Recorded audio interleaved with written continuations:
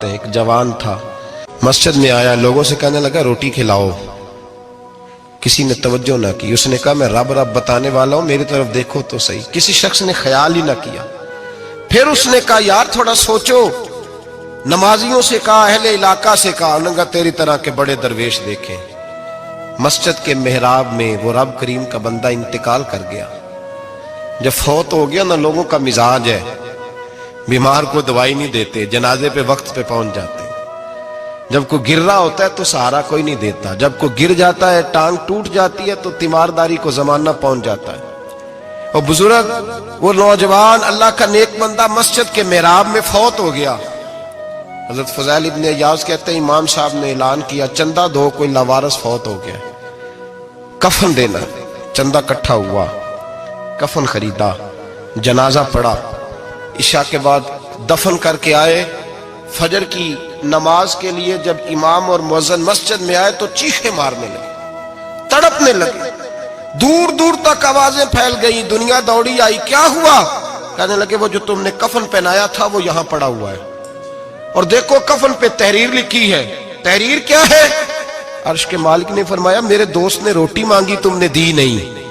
اس نے تمہیں میرے قریب کرنے کے لیے اپنی طرف توجہ کرائی، تم نے کی نہیں، اور میرا یار تمہارے کفن کا محتاج تھا، سنبھال کے رکھو اپنا کفن، میں نے اسے جنت کا لباس عطا فرما دیا، سنبھال کے رکھو، یہ کوئی لاوارثوں کا ٹولہ ہے۔ اعلیٰ حضرت فاضل بریلوی رحمت اللہ علیہ کے مکان کی دیوار گر گئی، ایک کونا مکان کا، آپ جانتے ہیں پرانی دیواریں چھوٹی ہوتی تھی اور بارشوں میں اکثر گھروں کی دیواریں گری ہوئی ہوتی تھی۔ ایک سائیڈ کی دیوار گر گئی تو اس کونے میں ہندوؤں کا گھر تھا۔ اب مستری صاحب رات کو آئے، ان سے بات ہوئی تو کہنے لگے سویرے کام شروع کروں گا۔ کہا ایک دو صاحب نے کہ ہندوؤں کا گھر ساتھ ہے اور وہ دشمن بھی بڑے زیادہ ہیں، تو رات کو ہی ہو جائے۔ کہنے لگا جی نہیں میری مجبوری ہے، مزدور کہاں سے لاؤں گا، بڑے معاملات ہیں، سویرے شروع ہوگی۔ اب رات کو مولانا ظفر الدین بہاری علیہ رحمہ کہتے ہیں بچے مدرسے کے، باقی سارے لوگ، سب کو جمع کیا گیا، چونکہ اس طرف سے تھوڑا خطرہ تھا ہندوؤں کی جانب سے۔ کہا جناب یہ بڑے دشمن ہیں اسلام کے، تو اس طرح کرو کہ دو تین بچوں کی ڈیوٹی لگائیں یا کچھ لوگوں کی یہاں رات کو پہرا دیا جائے، ٹھنڈ بھی بڑی زیادہ تھی، کھڑا ہونا بھی مشکل تھا۔ اعلیٰ حضرت رحمت اللہ علیہ عشاء کی نماز کے بعد جلدی حجرہ خاص میں تشریف لے جاتے تھے۔ اس رات جب دیکھا نا باہر شور ہو رہا ہے تو اسی طرح سر پہ ایک رومال لپیٹا تو باہر آ گئے۔ کہنے لگے کیا شور ہے؟ کہ حضور سردی ذرا زیادہ ہے تو یہاں کسی کی ڈیوٹی لگانی ہے پہرے کی۔ 2 منٹ خاموش رہے، پھر فرمانے لگے کوئی ضرورت نہیں، جاؤ سو جاؤ سارے جا کے، کوئی ضرورت نہیں، جاؤ اپنے اپنے گھروں کو، کوئی حاجت نہیں، پہنچ جاؤ۔ کہا حضور مہربانی کرے، وہ طے ہونے لگا تھا۔ فرمایا میری وجہ سے کیوں کوئی ساری رات بیدار رہے، جاؤ تمہیں کہا نا آرام کرو۔ لوگ سو گئے۔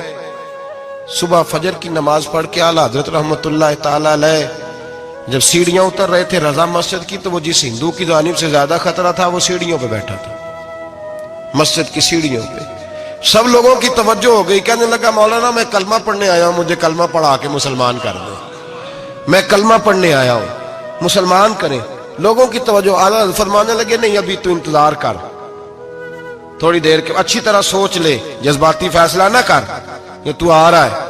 یہ کہہ کے جب 2 سیڑھیاں نیچے اترے اس کے پاس سے تو اس نے پیر تھام لیے۔ کہنے لگا اب ایسے تو نہ کرو، رونے لگا۔ اعلیٰ حضرت رحمت اللہ نے کلمہ پڑھایا، کچھ باتوں کی نصیحت فرمائی، تشریف لے گئے۔ گھیرنے والے گھیر کے بیٹھ گئے، کہنے لگے ہمیں بھی بتا بدلہ کیسے ہے۔ کہنے لگا دیوار گر گئی، آدھی رات کے وقت، آدھی رات تک انتظار کرتا رہا، پہرے دار کوئی نہیں، تو 2 تلواریں لے کر جب میں ان کے مکان کی جانب بڑھا، میں نے کہا آج گردن کاٹوں گا اور کاٹ کر کے نکلوں گا۔ کہتا ہے جب میں قریب آیا تو 2 شیر کھڑے تھے، اوپر سے پلٹ کے آیا تو پھر کھڑے تھے، ادھر سے پلٹ کے آیا تو پھر کھڑے تھے۔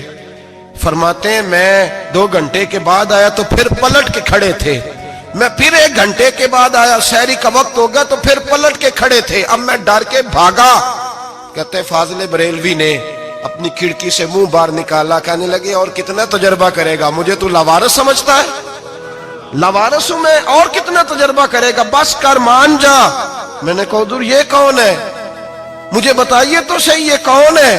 تو کہنے لگے میں نے ساری زندگی رسول اللہ کی عظمت کا دفاع کیا ہے، ساری زندگی غوث اعظم کے نعرے لگائے ہیں، ابھی تو یہ مدد صرف غوث پاک جیلانی کی بھیجی ہوئی ہے، ابھی تو غوث اعظم کی بھیجی ہوئی مدد ہے، مولا علی ابھی پیچھے ہیں، دو جہاں کے محبوب ابھی اس سے پیچھے ہیں، وہ تو ابھی پیچھے ہیں، پیچھے کھڑے ہیں کہ ضرورت پڑی تو ہم بھی تیار بیٹھے ہیں۔